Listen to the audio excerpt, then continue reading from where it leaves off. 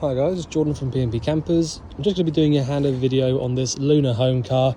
It's an XS11, Homecar XS based on the 11 plate Ford Transit is what that is. So I'll start under the bonnet here. So we've got the brake fluid attached to the servo just down the back, power steering fluid, and then your engine oil filling point. Just to the right of that, we've got your air filter box up the top and your engine oil dipstick just here.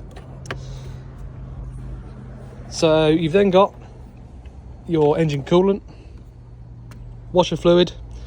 This is a little pipe to do with your air conditioning, and this one here as well. So because the engine battery sits underneath the driver's seat, they do give you the option of a couple of points under the bonnet for if you needed to jump start the vehicle. You've basically got a positive terminal just here, which is, as you just saw there, underneath this little cover. So positive terminal there, and it does show you just here that this engine hoist is your negative or your earthing point for that. So basically, if you need to jump start the vehicle, you can do it from underneath the bonnet. To open the bonnet, like a lot of the Fords on this year, you do have to put the key in this little slot here at the front, push around to the left once, and then round to the right, and that'll then allow you to open up the bonnet. So just inside the passenger door, if I just double press the unlock button. So inside the passenger door here, there's very rarely much to show on the passenger side. You've got your electric window, and you can lock and unlock this door from here. Obviously you've got loads of storage in the glove box, top and bottom, cup holder, various sort of slots and bits and pieces here. The seats are sort of really adjustable, so you can change lots of different heights and angles for the actual seat. You've then obviously got your standard handle here for putting the seat forwards and backwards, but you've also got a secondary handle down here at the bottom which you push down, and that will allow you to swivel these seats all the way around 180 degrees.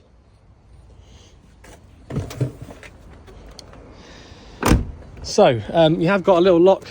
Well, it's not a lock, but it's a stay basically for the door. So when you close this over, that will then sort of clip into position and should allow you to sort of have the door open without it flapping about, basically. Okay, so I did find we had one of these little handles here spare in the garage. We didn't have another one, unfortunately, for the bottom. So fingers crossed that'll be okay, but you have got an extra one up there. This one was missing before. I'll get into the inside of the vehicle in just a minute and show you all the way around the inside, but I'll just carry on around the outside for now. I'll also point out I have just literally replaced this for a brand new one here. The old one wasn't locking properly. The handle was just still coming down even though it was locked. So you've got this one here which is brand new. So this is your security bar, so you can basically pull this handle down and then pull this all the way around to the middle or across the door, so you can have it as a lock or a handle to help you get in. These two vents just here are both to do with your fridge, so if you have got the fridge lit up on gas, you will be able to feel a little bit of warm air coming through this top right hand side here, but otherwise it's basically just, you know, access for us to do our servicing on them. Next locker along is your toilet cassette locker. So the actual toilet cassette comes out really easily. Literally lift up on the little yellow tab down here and then pull the cassette towards you. You'll then be able to take it all the way out.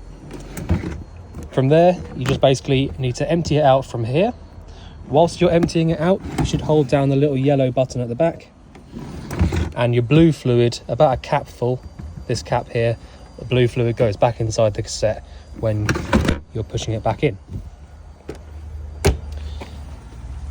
Down underneath here, we've got your wastewater drain off point. So to open up the waste drain, you pull the handle towards you, and to close it back off again, you push the handle back away.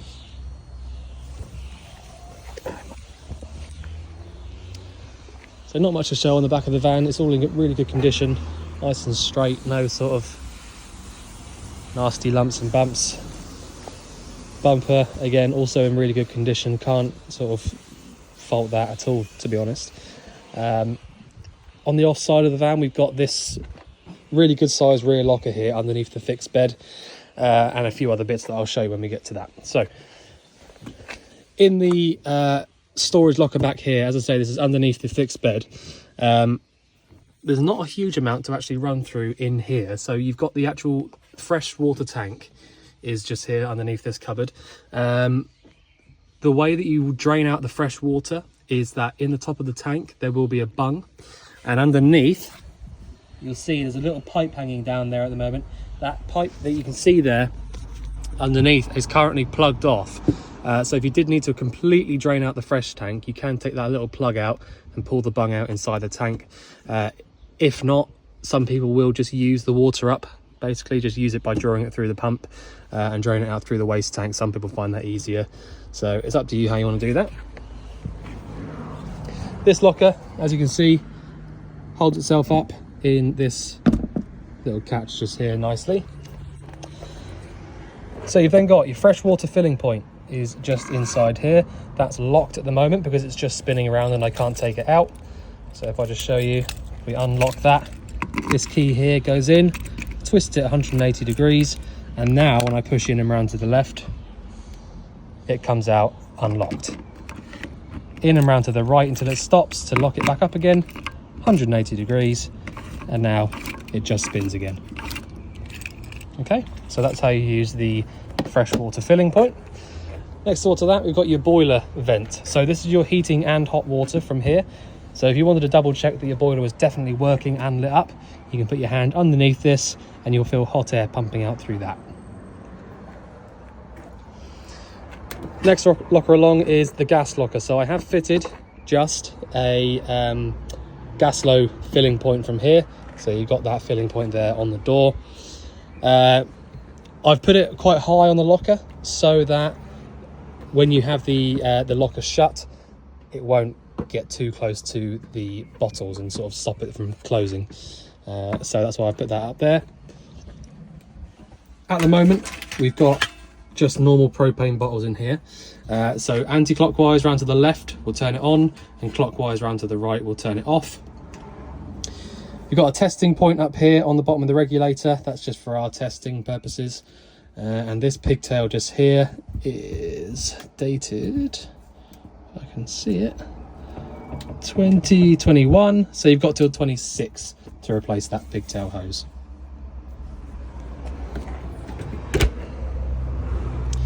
Right, this next one along is our hookup point. So if you've got access to a hookup cable, you can have that plugged in there, and that'll then give you access to using any 240 volt appliances, 240 volt plug sockets, and your mains charger will spring to life straight away and start charging up the leisure battery. So that's about it for the outside of the van. I'm just going to jump into the cab now, and I can show you what we've got going on in here. So the cab itself is, to be honest, a very, very high spec. So a lot of these Transits do come in these high spec sort of models, but that, you know, very rarely have as much as this one's got. So first of all, you've got your electric adjusting mirrors from this little dial over here on the right. You've got the lights from that little switch just there, and your headlight adjustment next door to that. Your washers and wipers are on the right hand stalk, and your indicators and various bits and pieces on here. So you've got you can go through the menu settings and stuff on there. Down below that, you've then got your stereo adjustment, so you can change the volume, you know, seek through different radio stations and all that sort of stuff with that. You've then got cruise control. So the cruise control is all via the steering wheel itself. So you've got on and off for the cruise control. You've then got resume, and you can set your speeds from here. So that's all here from the center on the steering wheel. You've then got your ESP, so that's your stability, so your sort of traction control, on and off switch from there. Hazard warning lights, and your heated windscreen. So that is a Ford thing that they, you know, normally have, to be fair. You've got the heated windscreen from there. You've then also got the 6-speed manual gearbox. So rather than the 5-speed, this is a lot nicer. When you're on the motorway and you can sort of pop it into 6th gear, it makes a huge difference. So that's a really nice thing to have there as well. You've obviously clearly got the double din sized original Ford head unit up there as well. All of your heater controls are just from here, and if you want to use the air conditioning, you push in on this one here that says AC on it, and that'll then bring up a little green light. I think the green lights are a little bit dim, to be fair, so when you press on that, just make sure that you do see that it's actually on. But yeah, that's all from there. A little bit of extra storage down there, and above the steering wheel there as well, you've got a 12-volt socket in there. So I think that's about it really for the cab. As I say, it's very, very high spec.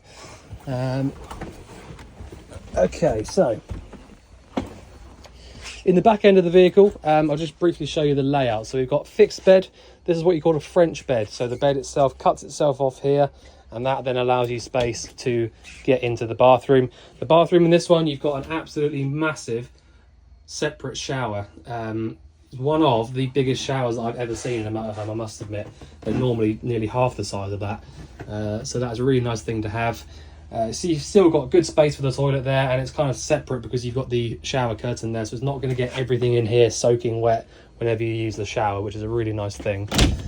The bits of paperwork for that D-bar that I've just fitted are here, so I'll leave them, I'll leave them in here. And also, just whilst we're in here, igniter for these 3 burners, so I'll just chuck that one in because it hasn't got any ignition on there. That just wasn't fitted with it, to be honest, but I'll just give you that. So you've got that.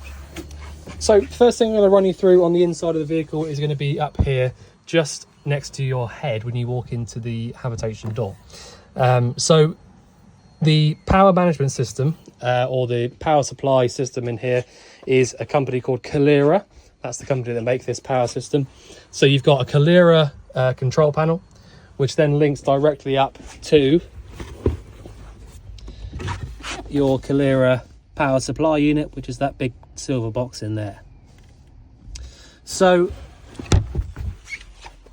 basically, whatever you do up here on the control panel, you know, essentially just tells that box what to do, and then allows you to do whatever you want to do with it.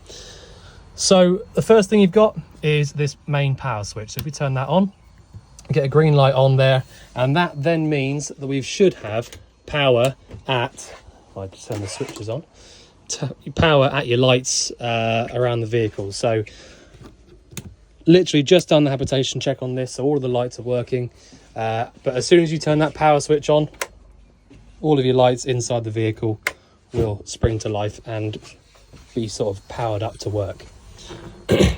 Next door to that, we've got this other switch here, which is your water pump. So the water pump itself in this particular vehicle sits inside the tank, so it's a submersible pump. Good thing about a submersible pump is that the pump itself will not do anything at all unless you tell it to. So unless you actually open up a tap, the pump itself won't run. All right, so if you have a little listen, when I lift this tap up, you'll hear a little clicking noise. And that clicking noise is basically the switch inside the tap telling the pump to turn on and off. So every single tap in the whole vehicle, including the shower, has got a micro switch inside of it to tell the pump when to turn on and off. Again, just done the habitation check, couldn't find any problems with any of those, no leaks or anything, so it's all been looked after really, really well. So next thing you need to know really, so once you've done that, once you've got your pump turned on, you can then have a look at your levels. So the levels on this particular vehicle, you can press up, and that's going to show us the fresh water level inside the tank. So you can see there just flashing, it's just pretty close to half a tank of fresh water. And then we can see when we press down, it's going to show us the leisure battery voltage on the right and the fresh water again. Okay, so basically press up to see the fresh water by itself, or if you just press down there, it's going to give you leisure battery and fresh water. So you might as well just press down on this one and it's going to show you leisure and fresh water.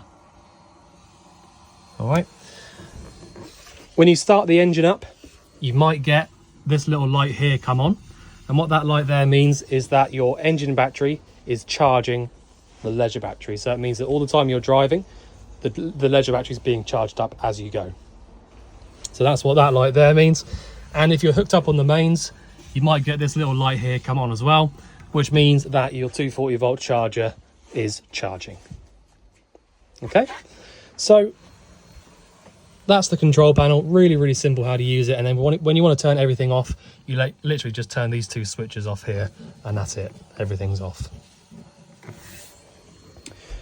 So once you've got your power and your pump on, you can then look at things like making sure that the boiler is full of water. So making sure that the boiler is full of water is really important, because if you try and light the boiler up to get the hot water going and there's no water inside of it, then you're going to run into some problems where it might overheat. So to check that the boiler is actually full, it's the easiest thing in the world. All you have to do is come to the sink here and basically just pull the water through on the hot side. So go all the way up. So because straight away I can see there's no air coming through there, it's not coughing at me, it's not spluttering, it's just coming through nice and clearly. I can turn that off, and I can tell you for an absolute fact that the boiler is full of water. If the boiler wasn't full of water and it was completely empty, we would have got no water coming through that sink just then, that tap, sorry, on the hot side, because it has to fill the boiler up first before the water starts pumping through to the tap. Fairly slow draining on here, I must admit, but it's not unusual for a motorhome. If you think about it, it's not, you don't have the sort of downwards draining possibilities like you do on a house. You know, so if you're upstairs and you've got your toilet or your sink upstairs, it's going to drain really, really quickly. Whereas on the motorhomes, the drains kind of go at this angle. You know, they don't really go straight down, they go at funny angles. So to be honest, it's not unusual at all to see it draining a little bit slower like that. But you see there, it's draining away perfectly well. It's just a little bit slow. So that's how you check that the boiler's full, just by drawing the water through and seeing that the water's coming through fairly quickly on the hot side and there's no air coughing at you. If there is air coughing at you and you're thinking, well, maybe there's not quite enough water in the boiler, all you need to do is, well, first of all, just wait for the water to come through like it just was. Or you can have a little look here under the bed, which is where your access is to the boiler. It's a little bit awkward to get there at the moment. Oop. So just down there, if I just zoom in a little bit, so you've got a little blue switch there. So basically that's your boiler drain off point. So just on the bottom of this draining point here, so the bit sort of like closest to my foot basically, if that makes any sense, there'll be a little blue button which is currently pressed in, so that's why you can't see it. So that means that the boiler drain off point is closed off and all of the water inside of it is going to stay inside. So if you want to drain the water out from there, you twist the little blue valve on the top so that it's facing 90 degrees from there, and the little blue button will pop its way out. So that'll then drain all the water out from underneath. If you want to close that back off again, you basically just turn that dial back to where it is now and push the blue button back in, and that'll stop any water from draining out underneath. So hopefully that made a bit of sense. It was a little bit awkward to hold that up whilst I was showing you there, so that's why it was looked a bit funny. Up here above the cooker is where they're sort of expecting you're going to have a TV, I suppose, because you've got a 240 volt socket, 12 volt socket and an aerial point up there. As I said earlier, I've left you an igniter in there so you can use any three of these burners. But basically, as long as you've got your gas turned on in the locker, you'll be able to push these valves in and round to the left, depending on which one you want to light up, whilst using your igniter, and it will light up. So underneath that, we've got this, which is your Dometic fridge. So this is a three-way Dometic fridge, meaning that it works on 3 different energies. So we've got gas, 240 volt and 12 volt. Okay, let me just zoom in a little bit. So the gas at the moment is the only way that I can actually get this fridge cold. So if I just turn that once to the right, the gas should light up on the fridge any second now. So I've only just turned the gas back on again, so it's just going to take a few seconds. If it fails, it will start flashing at us. Oh no, it's just lit straight up. Okay, so I thought I was going to be able to show you the flashing thing there, but basically if the flame doesn't light up straight away after a certain amount of time, you'll get a little flashing amber light in here rather than a solid one, and that basically just means that the gas has stopped pumping through, and all you have to do in that situation is turn it off and back on again and try again. So once you've got it on gas, you've got this little valve over here on the right, which is essentially just your temperature dial really, so you can adjust that to suit. So that's how you use it on gas. If you've got the gas turned on in the locker and you've got your 12-volt power on up at the panel, you'll be able to use this gas on the fridge. So if you have got the electric hookup plugged in, I would be advising to select that one there, and that will basically just keep the fridge cold via your electric element on the 240 volt. So those two there, those two top ones, are the only two ways that will get this fridge cold, by themselves.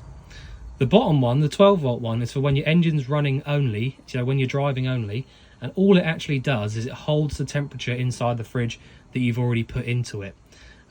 It doesn't really get the fridge cold by itself. So if right now the fridge isn't cold, so if I was to start the engine up and drive somewhere and turn it on to 12 volt, the likelihood is it would not be cold when we get to where we're going. So the idea behind it, just get the fridge cold before you leave, either on the gas or the 240 volt, and then switch over to 12 volt as you're driving, and then basically just switch back over to one of the other two when you stop. So that is the Dometic fridge. Now you can, you've got the freezer compartment at the top just there, and obviously your standard fridge bits underneath there as well. Right, cupboard next door to that, just absolutely tons of storage, to be honest. And actually, just so that you can see, a very, very clever little bit of access there to the bottom of the sink. So let me tell you, that is one of the most horrible jobs for us to do. People that sort of work in motorhomes, is trying to get to things that you don't normally have access to. So having that little bit of access there is really handy for in the future. If you do ever get a leak or anything like that from the bottom of that tap, having that access there is an absolute godsend, really. So again, more storage up here over the top. Sink, I've shown you that. So you've also got, whether this was fitted from new or not, I don't know. I wouldn't say that it was, because I don't think these normally come with this sort of a cooker. I might be wrong. But anyway, so having this here is really handy. So this is an oven and grill. It's got a piezo igniter over there. And basically, if you want to light up the grill, you push in and round to the right. And if you want to light up the oven, you push in and round to the left whilst pressing on the igniter. And it is literally as easy as that. Down underneath here, we've got your gas isolators. So if I just run you through what they are, so the one on the right is your fridge. Next one, next door to that, is your 3-burner hob. Next one is the oven. And the last one there on the left is your boiler. So if you needed to isolate the gas from any specific appliances, turn them 90 degrees and that'll be it, completely isolated.